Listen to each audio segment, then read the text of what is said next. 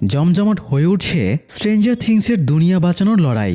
একদিকে মহাশক্তিশালী মনস্টার, আজও যার রহস্য ভেদ করা যায়নি, অন্যদিকে তাকে প্রতিহত করতে প্রস্তুত আছে একদল সাধারণ মানুষ এবং সুপারন্যাচারাল ক্ষমতা সম্পন্ন দুজন মেয়ে। দুনিয়া বাঁচানোর এই মহাযুদ্ধে কার জয় হবে জানতে হলে আসুন শুনে আসি আপনাদের প্রিয় স্ট্রেঞ্জার থিংসের সিজন 5-এর শেষ এপিসোডের এক্সপ্লেনেশন। আজ 6 নভেম্বর মনস্টার ভেকনা দুনিয়া ধ্বংস করে নিজের ইচ্ছে মতো একটা দুনিয়া বানাতে চলেছে। তবে ভেকনার একা এই কাজ করার মতো শক্তি নেই, তাই সে উঠিয়ে নিয়ে গেছে 12 জন বাচ্চাকে, যারা মানসিকভাবে খুবই দুর্বল। তাই তাদেরকে কন্ট্রোল করা খুবই ইজি। হেনরি বাচ্চাদের নিয়ে টেবিলে গোল হয়ে বসে। এরপরে সবাই সবার হাত ধরে হেনরির মাধ্যমে মাইন্ড ফ্লেয়ারের সাথে কানেক্টেড হয়ে যায়। অন্যদিকে ভেকনাকে তার লক্ষ্য থেকে বিচ্যুত করতে এবং তাকে মেরে ফেলতে দৃঢ়প্রতিজ্ঞ হকিংসের কয়েকজন বাসিন্দা। তো ভেকনাকে প্রতিহত করার জন্য হপার সবাইকে নিয়ে মিলিটারিদের বাধা উপেক্ষা করে আপসাইড ডাউনে ঢুকে পড়ে। তাদের উদ্দেশ্য, হকিংস ল্যাবে পানির বিশেষ সলিউশন মেশানো একটা ট্যাঙ্ক আছে। 11 সেই ট্যাঙ্কে ঢুকলে নিজের সাইকিক পাওয়ারের সর্বোচ্চ ব্যবহার করতে পারবে। তাই 11 ট্যাঙ্কে ঢুকে নিজের ড্রিম সার্কেলে ঢুকবে। এছাড়াও সে নিজের সাথে কালি এবং ম্যাক্সকেও ড্রিম সার্কেলে নিয়ে যাবে। তারপরে বাচ্চাদের হেনরির কবল থেকে মুক্ত করে আনবে। এরপর যখন ভেকনা প্রতিশোধ নিতে নিচে নেমে আসবে তখন তাকে হত্যা করবে। যদিও তাদের প্ল্যানটা অনেক সিম্পল, কিন্তু লড়াইটা মোটেও সহজ হতে যাচ্ছে না। তো যাই হোক, আপসাইড ডাউনে গিয়ে হপার, 11, কালি এবং মারে হকিংস ল্যাবে চলে যায়। হপার, কালি আর 11 ল্যাবের ভেতরে ঢোকে আর মারে ছাদের উপর থেকে নজর রাখতে থাকে। এদিকে Steve, Jonathan, Nancy, Mike, Lucas, Dustin, Will, Robin এবং জয়েস রেডিও স্টেশনের টাওয়ারের সামনে যায়। অন্যদিকে ম্যাক্স এবং রবিনের ফ্রেন্ড ভিকি বাস্তব দুনিয়ার রেডিও স্টেশনের ভেতরে বসেছিল। যেহেতু ম্যাক্স কোমায় থেকে ফেরার পরে সে পুরোপুরি সুস্থ হয়নি এবং ঠিকমতো হাঁটতে পারছে না, তাই তাকে ওরা সাথে নিয়ে যায়নি। আর ম্যাক্সকে দেখার জন্য তো কাউকে লাগবে, তাই রবিনের ফ্রেন্ড ভিকিকে তারা রেখে গেছে। আরেকদিকে মিলিটারিরা আবার 11 এবং বাকিদের হন্যে হয়ে খুঁজে বেড়াচ্ছে।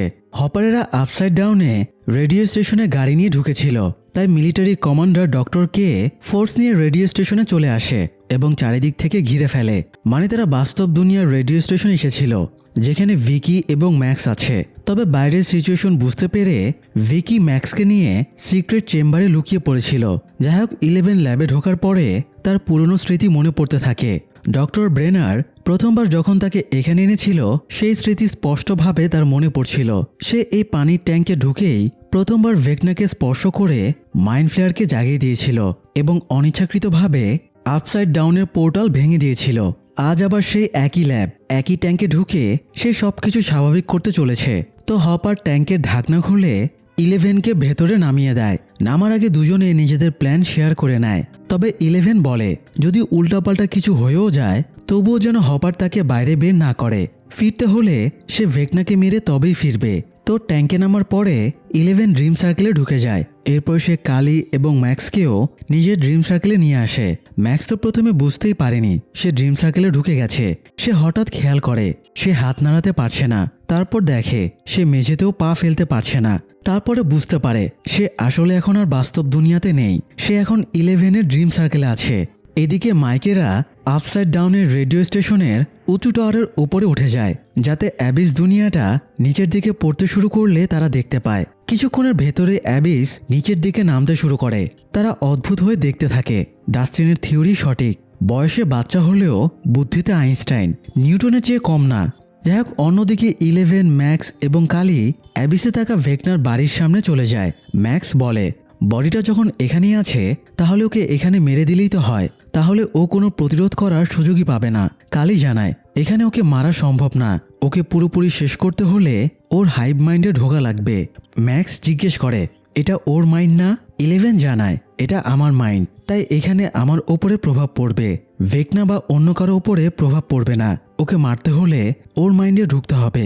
11 সাইকিক পাওয়ার দিয়ে কাউকে টাচ করে তার মাইন্ডে ঢুকতে পারত। সে ভেকনার মাইন্ডে ঢোকার জন্য তার হাত ধরে। এরপর সে ওদেরকে নিয়ে ভেকনা বা হেনরির স্মৃতির মাঝে ঢুকে পড়ে। ম্যাক্স যেহেতু অনেকদিন ধরেই হেনরির স্মৃতির মাঝে আটকে ছিল, তাই সে হেনরির প্রায় সব স্মৃতির ব্যাপারই জানত। এরই মধ্যে হপার ট্যাঙ্কে বাড়ি মেরে সিগন্যাল দেয়। অ্যাবিস নামতে শুরু করেছে। 11 সিগন্যাল পেয়ে অস্থির হয়ে যায়। তাদের হাতে সময় খুব কম। সে ম্যাক্সকে জিজ্ঞেস করে হেনরির বাড়ি এখান থেকে কত দূর। দ্রুত গিয়ে হেনরির কবল থেকে বাচ্চাদের মুক্ত করতে হবে, না হলে অ্যাবিস তাদের দুনিয়ার সাথে ধাক্কা খেয়ে সব ধ্বংস করে দেবে। ম্যাক্স জানায় সরাসরি হেনরির বাড়িতে যাওয়া যাবে না, তার বিভিন্ন স্মৃতির মধ্য দিয়ে তার বাড়িতে পৌঁছানো যাবে। ম্যাক্স নিখুঁতভাবে এল এবং কালীকে নিয়ে কয়েকটা স্মৃতির ভেতর দিয়ে হেনরির বাড়িতে ঢুকে পড়ে। ততক্ষণে অ্যাবিসের সারফেসটা আপসাইড ডাউনের রেডিও স্টেশনের টাওয়ারের সর্বোচ্চ মাথাটা ছুঁয়ে ফেলেছিল। অ্যাবিস আর কয়েক সেকেন্ডের ভেতরে ডাস্টিন মাইকদের সহ পুরো টাওয়ারটা ভেঙে গুড়িয়ে দেবে। 11 থামাতে না পারলে কয়েক সেকেন্ডের ভেতরেই তাদের মৃত্যু নিশ্চিত। অ্যাবিসের চাপে টাওয়ারটা কেঁপে ওঠে এবং কয়েক জায়গা ভেঙে যায়। এ সময় ব্যালেন্স হারিয়ে স্টিভ টাওয়ার থেকে পড়ে যাচ্ছিল। সবার বুকের ভেতরে ছ্যাদ করে ওঠে। প্রিয় স্টিভের গল্প হয়তো এখানেই শেষ, কিন্তু লাস্ট মোমেন্টে জনাথন তার হাত চেপে ধরে তাকে বাঁচিয়ে নেয়। অন্যদিকে 11 দেখে হেনরি বাচ্চাদের সাথে হাইভ মাইন্ডে কানেক্ট হয়ে বসে আছে। 11 টেলিকাইনেসিস পাওয়ার দিয়ে এক ঝাটকায় হেনরিকে আছাড় দিয়ে বাড়ির বাইরে ফেলে দেয়। সেই সাথে বাচ্চারা হাইভ মাইন্ড থেকে বেরিয়ে আসে। সেন্স ফিরে হলি ম্যাক্সকে জড়িয়ে ধরে। ম্যাক্স বলে আমি কথা দিয়েছিলাম আমি তোমাকে নিতে ফিরে আসব। আসি বলে বেদের মেয়ে জ্যোৎস্না কথা না রাখলেও আমি ঠিকই কথা রেখেছি। তবে হেনরি তো বাচ্চাদের বুঝিয়েছিল ম্যাক্স একটা ডাইনি, তাই বাকি বাচ্চারা তাকে দেখে ভয় পেয়ে যায়। তবে ম্যাক্স ওদেরকে বোঝায় সে ডাইনি না, সে এখনই প্রমাণ করে দেবে। তো একটু পরে হেনরি রাগে গজগজ করে লাইফটা আমার তেজপাতা করে দিল বলতে বলতে ভেতরে ফিরে আসে। তবে এসে দেখে বাচ্চারা কেউ নেই। আসলে কালি ইলিউশন ক্রিয়েট করে সবাইকে ভ্যানিশ করে রেখেছিল। এ সময় 11 হেনরির সাথে মোকাবেলা করতে সামনে আসে। হেনরি 11কে জিজ্ঞেস করে ওরা কোথায়। 11 জানায় ওরা ম্যাক্সের সাথে পালিয়ে গেছে। হেনরি আর তাদের খুঁজে পাবে না। তবে হেনরি যে কোনো মানুষের মস্তিষ্ক পড়তে পারত। সে 11কে তাচ্ছিল্য করে বলে তুমি অনেক পাওয়ারফুল হয়ে গেছো তাই না? তবে আমিও আগের চেয়ে অনেক বেশি পাওয়ারফুল হয়ে গেছি। এই বলে সে নিজের হাতটাকে ভেগনার হাতে রূপান্তর করে এবং 11-এর মাথার ওপরে ধরে তার স্মৃতি পড়তে শুরু করে। আর এতেই হেনরি কালির কথাটা জেনে যায় যে কালি ইলিউশন ক্রিয়েট করে বাচ্চাদের ভ্যানিশ করে রেখেছে। কালি বাচ্চাদের এতক্ষণ ভ্যানিশ করে রাখলেও বাচ্চারা ঠিকই হেনরির আসল রূপটা দেখতে পারছিল। ম্যাক্স ওদেরকে বোঝায় হেনরি একটা মনস্টার, সে বাচ্চাদের দিয়ে নিজের স্বার্থ হাসিল করছে। এটা শুনে বাচ্চারা এবার ম্যাক্সকে বিশ্বাস করে এবং তার সাথে বাইরে পালিয়ে যায়। ততক্ষণে হেনরি কালির ইলিউশন ভেঙে দেখে কেউ নেই। এ সময় কালি হেনরিকে অ্যাটাক করে এবং ছুরি দিয়ে মেরে ফেলার চেষ্টা করে। তবে হেনরিও আচমকা ভ্যানিশ হয়ে যায়। 11 হেনরি এবং বাচ্চাদের হাইভ মাইন্ডের কানেকশন ভেঙে দিতেই অ্যাবিসের নিচে নামতে থাকা থেমে যায়। অ্যাবিসের সারফেসটা এই সময় একদম ডাস্টিনদের মাথার কাছাকাছি ছিল। সারফেসের মধ্যে থাকা ফাটল বা গেট দিয়ে প্রথমে ন্যান্সি এবং এরপরে বাকিরা অ্যাবিসের সারফেসে উঠে আসে। তারা কিছুদূর হাঁটার পরে একটা স্ট্যাচুর মতো দেখে। একটা মাকড়সা পাগুলো উল্টো হয়ে পড়ে থাকলে যেমন দেখতে লাগে এই স্ট্যাচুর মতো জিনিসটাও তেমনই দেখতে লাগছিল। উইল বলে সে নিজের ভিশনে ঠিক এই জিনিসটাই দেখেছিল। ইন্টারেস্টিং ব্যাপার হলো এটাই অরিজিনাল মাইন্ড ফ্লেয়ার। ভেগনা বাচ্চাদের তুলে এনে এই মাইন্ড ফ্লেয়ারের ভেতরেই রেখে দিত। ডাস্টিন সেকেন্ড ভলিউমে বলেছিল আপসাইড ডাউনের ব্যাপারে এতদিন যা আইডিয়া ছিল অলমোস্ট সবই ভুল। অ্যাকচুয়ালি মাইন্ড ফ্লেয়ারের আসল বাসস্থান হলো এই অ্যাবিস দুনিয়া। এখান থেকে মাইন্ড ফ্লেয়ার সমস্ত কিছু কন্ট্রোল করে। যাই হোক, এদিকে বাচ্চাদের নিয়ে ম্যাক্স পালিয়ে বেড়াচ্ছিল। একটু পরে 11 এবং কালিও তাদের সাথে যোগ দেয়। তবে হেনরিকে তারা দেখতে পাচ্ছিল না। আসলে হেনরি বা ভেগনা তো আর কাঁচা খেলোয়াড় না। সে জানে কোন পরিস্থিতিতে কোন ট্রিক্স খাটাতে হয়। সে বুঝতে পারছিল বাচ্চাদের কন্ট্রোল করার আগে 11কে ড্রিম সার্কেল থেকে সরাতে হবে। তাই সে এবার হকিংস ল্যাবে চলে যায়। ল্যাবে এ সময়ে হপার 11কে পাহারা দিচ্ছিল। ভেগনা ইলিউশন ক্রিয়েট করে হপারের মাইন্ড ডিস্ট্র্যাক্ট করে দেয়। সে মাইন্ড ফ্লেয়ারের পাওয়ার ইউজ করে যে কোনো মানুষের মনের দুর্বলতা এবং দুঃখের স্মৃতিকে জাগিয়ে তুলতে পারে। তাই ভেগনা হপারের বাচ্চা মেয়ের মৃত্যুর সময়ের দৃশ্যটা আবারও হপারকে দেখায় এবং মেয়ের মুখ দিয়ে বলায় আমার সাথে যা হয়েছে 11-এর সাথেও সেটাই হবে। এরপরে মিশনে আসার আগে কালি এবং 11-এর মাঝে যে প্ল্যান হয়েছিল, মানে মিশন কমপ্লিট হয়ে যাবার পরে কালি আর 11 আপসাইড ডাউনই থেকে যাবে এবং বোম ব্লাস্টে মরে যাবে। এই প্ল্যানটাও ভেগনা হপারকে জানিয়ে দেয়। এতে হপারের মন দুর্বল হয়ে যায়। সে ভেগনার কণ্ঠকে টার্গেট করে গুলি চালিয়ে দেয়। এরপরে দেখে যে পানির ট্যাঙ্কে 11 আছে সেই ট্যাঙ্কটা ফুটো হয়ে পানি বের হচ্ছে। সে এগিয়ে কাছে গিয়ে দেখে 11-এর শরীর থেকে রক্ত বেরিয়ে পানি লাল হয়ে যাচ্ছে। এটা দেখে হপার আর নিজেকে সামলাতে পারে না। সে পানির ট্যাঙ্কটা ভেঙে ফেলে আর সেই সাথে ইলেভেনের ড্রিম সার্কেলও ভেঙে যায় এবং ইলেভেন, কালি আর ম্যাক্স নিজেদের স্ব শরীরে ফিরে আসে। হপার দেখে ইলেভেন একদম ঠিক আছে। সে একটু আগে যা দেখেছে সেগুলো ইলিউশন ছাড়া কিছুই না। ইলেভেনও বুঝতে পারে হপার ভেকনার প্রতারণার শিকার হয়েছে। এদিকে ম্যাক্স নিজের শরীরে ফেরত আসার সময়ে হালকা শব্দ হয়ে গেছিল, তাই ডক্টর কে এবং মিলিটারিরা তাদের অবস্থান বুঝে যায় আর তাদেরকে ধরে ফেলে। হপারেরা এখানে বসেই সমস্ত প্ল্যান তৈরি করেছিল, তাই ডক্টর কে জেনে যায় এখন ইলেভেন আপসাইড ডাউনের হকিংস ল্যাবে আছে, তাই সে মিলিটারি ফোর্সকে সেখানে পাঠিয়ে দেয়। অন্যদিকে ম্যাক্স, ইলেভেন এবং কালি একসাথে গায়েব হয়ে যাওয়ায় হলি এবং বাকি বাচ্চারা ভয় পেয়ে যায়। তারা অনেকটা দিশেহারা হয়ে যায়। তবে হলি ঘাবড়ায় না। সে জানে এই মুহূর্তে একমাত্র সেই সবাইকে প্রোটেক্ট করতে পারবে। তাছাড়া ম্যাক্সের সাথে দুদিন থেকে সে এটাও জানতো হেনরির একমাত্র দুর্বল জায়গা হলো ওই গুহাটা। হেনরি গুহাতে ঢুকতে পারে না, তাই হলি সবাইকে নিয়ে গুহাতে চলে যায়। তবে ডেরেক যেহেতু একটু নাদুস নুদুস, তাই সে বাকিদের সাথে দৌড়াতে না পেরে পেছনে পড়ে যায়। হলি খেয়াল করে ডেরেক তাদের সাথে নেই। বিপদে পড়বে জানার পরেও হলি আবারও ডেরেককে খুঁজে আনতে ছুটে যায়। এরপর সে ডেরেককে নিয়ে গুহাতে ঢুকেই যাচ্ছিল, কিন্তু ততক্ষণে হেনরি চলে আসে এবং শেকড়ের মতো হাত বাড়িয়ে দিয়ে হলিকে চেপে ধরে। তবে ডেরেক জোর করে টান দিয়ে হলিকে ছাড়িয়ে নেয় এবং তারা গুহার ভেতরে ঢুকে যায়। ভেতরে ঢোকার আগে ডেরেক হেনরিকে দুষ্ট আঙ্গুল দেখিয়ে বলে, আহ ভাতিজা, পারলে ভিতরে আহ। 2 ইঞ্চির ছেলে 6 ইঞ্চি দেখানোতে হেনরি এবার ব্যাপক রেগে যায়। সে এতদিন যেটা করেনি এবার সেটা করে। নিজের মনের সাথে লড়াই করে সে গুহার মুখে গিয়ে দাঁড়ায়। হেনরি লাইফের প্রথম খুনটা এই গুহাতে করেছিল এবং সেটা অনিচ্ছাকৃতভাবে ছিল। সেদিন হেনরির সাথে এমন কিছু ঘটেছিল যা তাকে পরবর্তী ভেকনায় পরিণত করেছিল। যাই হোক, হেনরি গুহাতে ঢুকে বহু কষ্টে নিজেকে নিয়ন্ত্রণ করছিল। তাকে দেখে বাচ্চারা অন্য পথ দিয়ে পালিয়ে যায়। এই সময় হাইভ মাইন্ডের সাথে উইলও কানেক্ট হয়ে গিয়েছিল, তাই সে ভিশনে দেখতে পাচ্ছিল হেনরি বাচ্চাদের তাড়া করছে। বাকিরা উইলের কাছে এটা শুনে তাকে হাইভ মাইন্ডের সাথে কানেক্ট থাকতে বলে। জয়েস সাপোর্ট দেবার জন্য উইলের পাশে থাকে আর বাকিরা মাইন্ড ফ্লেয়ারকে অ্যাটাক করতে চলে যায়। অন্যদিকে মিলিটারিরা হকিংস ল্যাবে অ্যাটাক করেছিল। তারা সাথে করে আল্ট্রাসনিক মেশিন এনেছিল, ফলে ইলেভেন এবং কালি দুজনের কেউই নিজেদের পাওয়ার ইউজ করতে পারছিল না। মিলিটারিরা ভেতরে ঢুকে তাণ্ডব শুরু করে। এক পর্যায়ে তারা কালিকে ধরে ফেলে। তবে হপার আড়াল থেকে বেরিয়ে এসে তাদেরকে মেরে ফেলে, কিন্তু একজন সার্জেন্ট টিকে ছিল। তার সাথে হপারের হাতাহাতি শুরু হয়। এরপরে ফোর্সের বাকিরা এসে হপার এবং কালিকে আটকে দেয়। এ সময় মারে যেহেতু ছাদে ছিল, তাই সে একটা গ্রেনেড হেলিকপ্টারের উপরে ছুঁড়ে ফেলে। এতে হেলিকপ্টারটা ধ্বংস হয়ে গেলে আল্ট্রাসনিক মেশিনটাও ধ্বংস হয়ে যায়। ফলে ইলেভেন নিজের পাওয়ার ইউজ করে সব মিলিটারিদের মেরে ফেলে। কিন্তু এসবের মাঝে কালির পেটে গুলি লেগে সে প্রচণ্ড আহত হয়ে গিয়েছিল। তারা কালিকে বাঁচানোর চেষ্টা করে, কিন্তু কালি নিথর হয়ে যায়। তাই কালিকে রেখে হপার আর ইলেভেন ল্যাব থেকে বেরিয়ে আসে। অন্যদিকে হলি গুহার একটা সেফ এক্সিট দিয়ে বাচ্চাদের বের করে দেয় আর একটা রড তুলে নিয়ে সেটা দিয়ে নিজে হেনরির সাথে লড়াইয়ের সিদ্ধান্ত নেয়। হেনরি তাদের খুঁজতে এলে সে হেনরিকে রডটা দিয়ে আঘাত করে। এতে হেনরি রেগে যায় এবং হলির গলা চেপে ধরে। তবে সে হলিকে মারে না, কারণ হলিকে মাইন্ড ফ্লেয়ারের প্রয়োজন। হেনরি এখন যে জায়গায় ছিল তার ঠিক সামনেই সেই প্লেসটা ছিল যেখানে সে খুন করেছিল। ছোটবেলার স্মৃতিটা হেনরির মনে পড়ে যায়। এই গুহাতে একজন আহত লোক গোংরাচ্ছিল। হেনরি গোঙ্গানির আওয়াজ শুনে লোকটাকে হেল্প করার উদ্দেশ্যে এগিয়ে এসেছিল, কিন্তু লোকটা হেনরিকে ভুল বুঝে গুলি চালিয়ে দেয়। এতে হেনরির হাতে গুলি লাগে। তাই আত্মরক্ষার জন্য আচমকা হেনরি একটা পাথর দিয়ে আঘাত করে করে লোকটাকে মেরে ফেলে। এই লোকটার কাছে একটা ব্রিফকেস ছিল। হেনরি ব্রিফকেসটা খুলে একটা পাথর দেখতে পায়, আর এই পাথরটা ছিল অ্যাবিস ডাইমেনশনের। হেনরি পাথরটা হাতে নিতেই সে মাইন্ড ফ্লেয়ারের সাথে কানেক্ট হয়ে যায়। পাথরটার শক্তি তার হাতের ক্ষতস্থান দিয়ে শরীরের সাথে মিশে যায়। সেই সাথে তার ভিশন ক্রিয়েট হয়। ভিশনে সে অ্যাবিসে থাকা মাইন্ড ফ্লেয়ারকে দেখতে পায়। মাইন্ড ফ্লেয়ার বলে, আমাকে খুঁজে বের করো।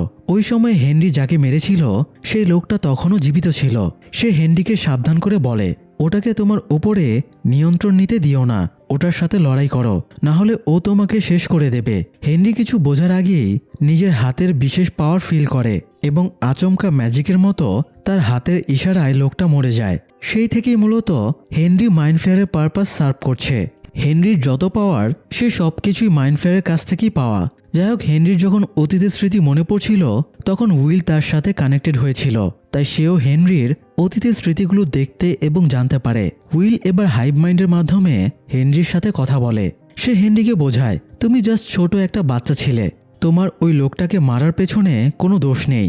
মাইন্ড ফ্লেয়ার তোমাকে নিজের গোলাম বানিয়ে জাস্ট ইউজ করেছে, ঠিক একইভাবে আমাকেও মাইন্ড ফ্লেয়ার ইউজ করছে। আমরা চাইলে একসাথে মাইন্ড ফ্লেয়ারকে ধ্বংস করে দিতে পারি, তাই তুমিও আমাদের দলে যোগ দাও, আমরা একসাথে লড়াই করব। কিন্তু হেনরির মন মানসিকতা সম্পূর্ণ অন্যরকম ছিল। হেনরি বলে, মাইন্ড ফ্লেয়ার আমাকে নিজেকে চিনতে শিখিয়েছে, এই দুনিয়ার মানুষ কতটা দুর্বল সেটা দেখিয়েছে। মাইন্ড ফ্লেয়ার আমাকে কন্ট্রোল করছে না, বা আমিও মাইন্ড ফ্লেয়ারকে কন্ট্রোল করছি না। আমি চাইলে অনেক আগেই মাইন্ড ফ্লেয়ারকে মোকাবেলা করতে পারতাম, তবে আমি সেটা চাই না। আমার আর মাইন্ড ফ্লেয়ারের একে অপরকে প্রয়োজন। আদৌ মাইন্ড ফ্লেয়ার আর আমি একই। এদিকে স্টিভেরা মাইন্ড ফ্লেয়ারকে অ্যাটাক করতে যাচ্ছিল, কিন্তু হঠাৎ মাইন্ড ফ্লেয়ার জেগে ওঠে।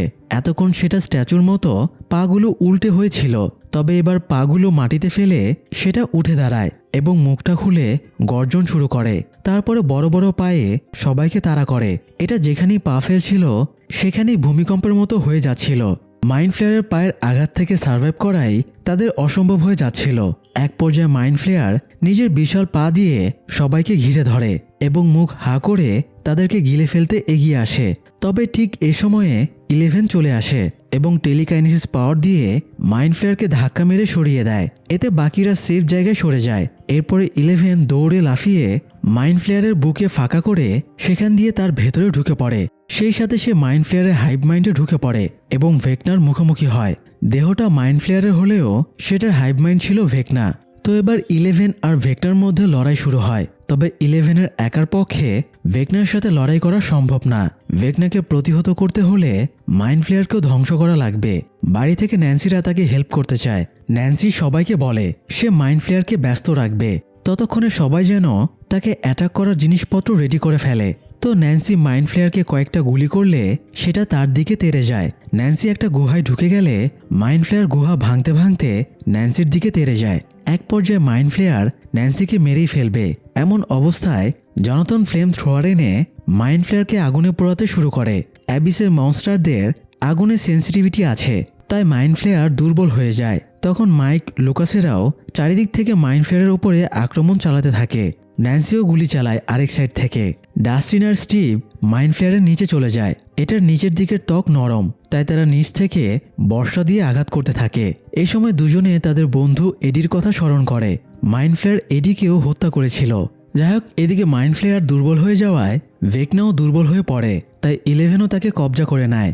ভেকনার পেছনে একটা সূচালো ফলা আছে। 11 ফলাটা ভেকনার পিঠে গেঁথে দিতে চাইছিল, তাই 11 ভেকনাকে নিজের সাইকিক পাওয়ার দিয়ে ঠেলছিল। কিন্তু এক পর্যায়ে ভেকনা নিজের পাওয়ার বাড়িয়ে 11কে অ্যাটাক করতে যায়। ঠিক এই মুহূর্তেই উইল লাস্ট খেলাটা দেখিয়ে দেয়।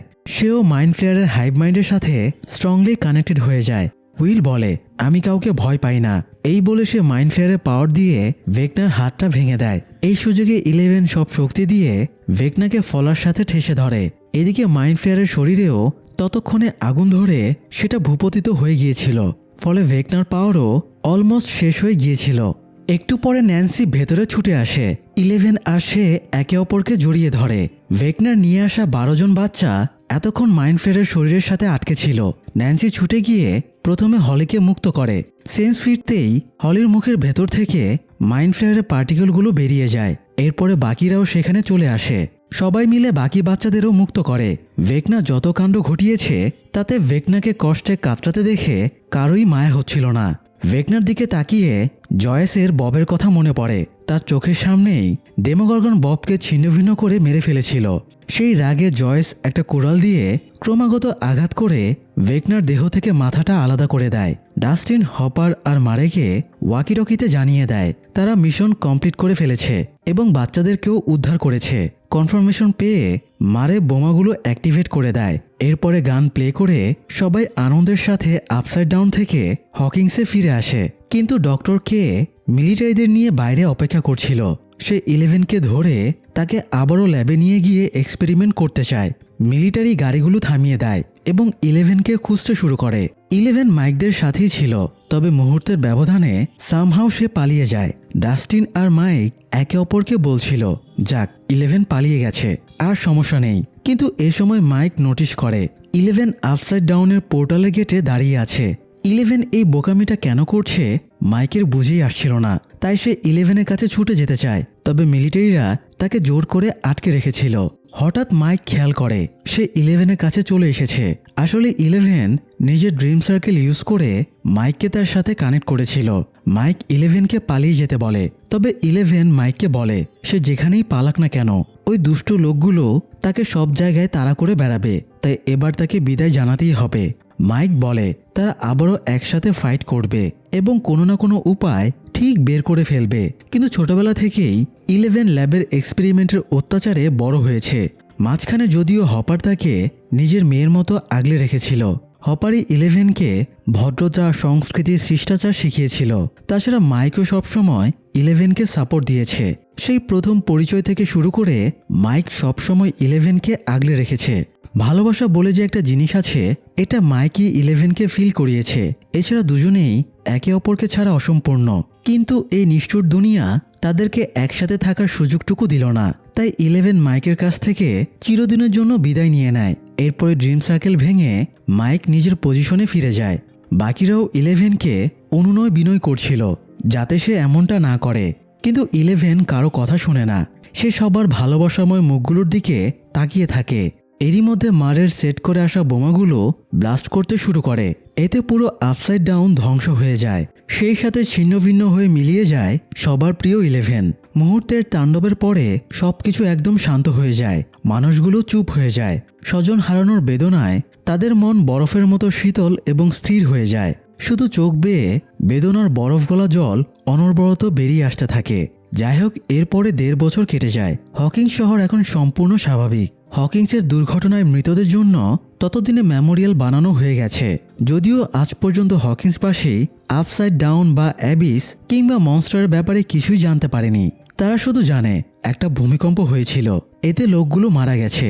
এদিকে রবিন আবারও রেডিও স্টেশনে পডকাস্ট শুরু করেছে। স্টিভ এখন অনেক চেঞ্জ হয়ে গেছে।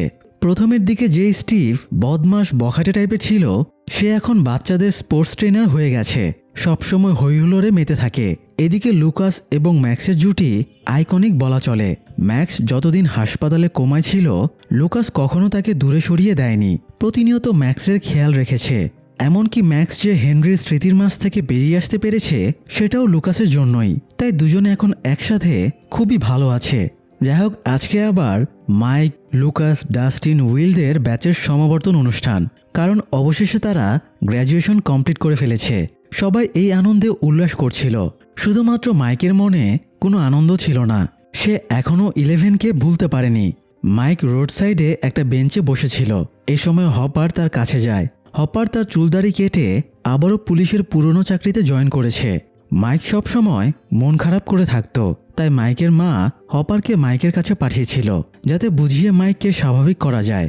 মাইক বলে সে ইলেভেনের সাথে প্ল্যান করেছিল, সব ঝামেলা মিটে গেলে সে আর ইলেভেন অজানা কোথাও পালিয়ে যাবে, যাতে কেউ তাদের খুঁজে না পায়।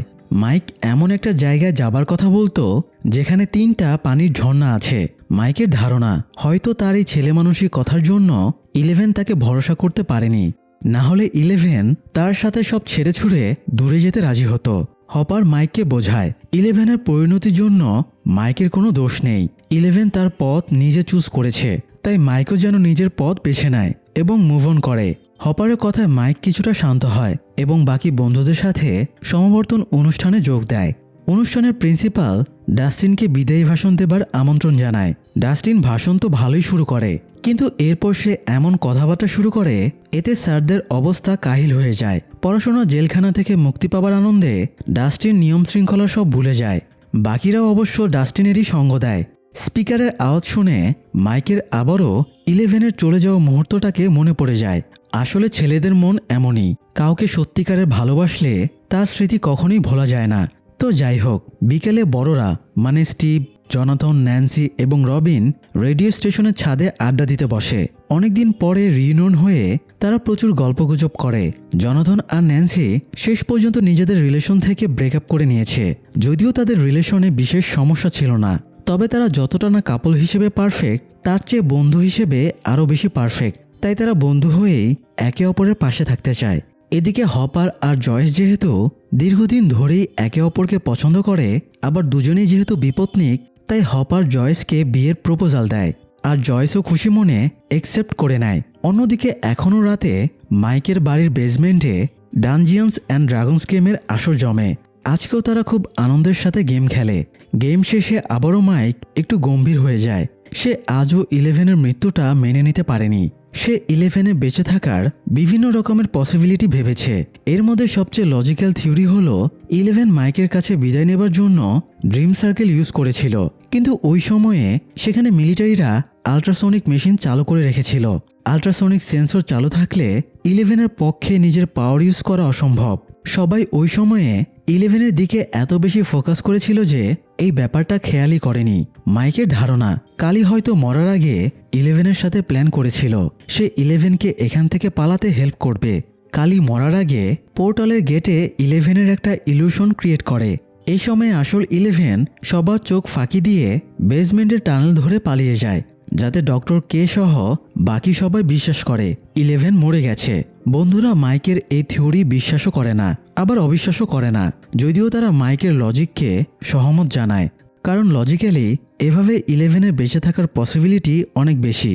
মাইক 11-এর সাথে প্ল্যান করত তারা ঝর্ণা আছে এমন একটা শহরে থাকবে, যেটা কালো পাথরের ডেঞ্জারাস শহর থেকে অনেক দূরে থাকবে।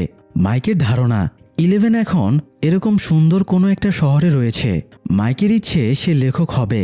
সে হকিংসের বীরত্বের গল্প লিখে দুনিয়াকে জানাবে। তবে 11-এ বেঁচে থাকার অংশটুকু সে কখনোই লিখবে না। 11 গোপনে বেঁচে থাকুক তার নিজের দুনিয়ায়। যাই হোক দর্শক, স্ট্রেঞ্জার থিংসের জার্নি দীর্ঘ 9 বছরের। তবে আমরা অল্প সময়েই এই সিরিজের 5টি সিজন এক্সপ্লেন করেছি। আমাদের এই এক্সপ্লেনেশনের জার্নিতে যারা আমাদের সাপোর্ট দিয়ে গেছেন তাদের প্রতি আমরা কৃতজ্ঞ। আমাদের এক্সপ্লেনেশন ভালো লেগে থাকলে ভিডিওগুলো আপনাদের বন্ধুদের কাছেও ছড়িয়ে দিন। আমাদের কমিউনিটি যত বাড়বে, আপনাদের যত বেশি সাপোর্ট পাবো, আমরা তত বেশি কন্টেন্ট নিয়ে আসতে পারবো। আর হ্যাঁ, স্ট্রেঞ্জার থিংসের জার্নি শেষ হয়ে গেলেও আমাদের জার্নি কিন্তু শেষ হচ্ছে না। তাই নতুন বছরের নতুন নতুন ভিডিও পেতে আমাদের সাথেই থাকুন। ধন্যবাদ।